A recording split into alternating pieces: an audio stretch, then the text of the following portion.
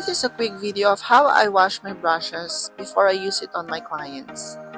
What I use for cleaning my brushes is Joy dishwashing liquid kasi parang natatanggal niya lahat ng dumi dun sa mga brushes. As we all know naman, yung Joy nakakatanggal talaga siya ng mga sebo dun sa mga plato natin, di ba? May mga makeup products kasi na hirap talagang tanggalin, lalo na yung mga foundation cream. Kaya ang ginagamit ko ay liquid dishwashing soap. And to make sure na matanggal lahat ng mga makeup products dyan sa mga brushes, gumagamit ako ng magical soap na made from Japan. And ayan yung itsura niya. Konti na lang siya, paubos na kayo. Sa mga gustong malaman kung ano yung soap na yan, just comment down below.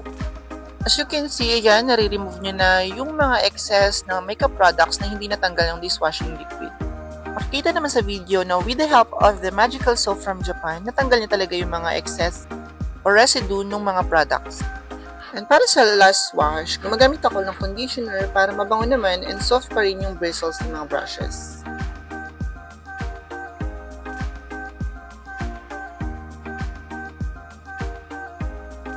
After ko siya mabanlawan, pinapatuyo ko na siya by scraping the excess water from the brushes using a clean cloth.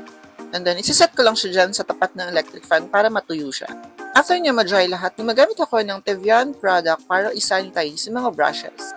Siyempre, dapat malinis yung mga brushes natin bago natin gamitin sa mga clients. So, minsan naman, multiple clients ang nagpapabook sa atin in just one day. So, kailangan natin ng makeup brush cleaner para linisin to. Instead of washing it again, pwede kayong gumamit ng mga brush cleaner katulad nito. Always remember that dapat lahat malinis ang ginagamit natin sa mga clients natin for sanitary purposes. Para maiwasan din yung mga contamination and pagpasa ng mga different bacteria.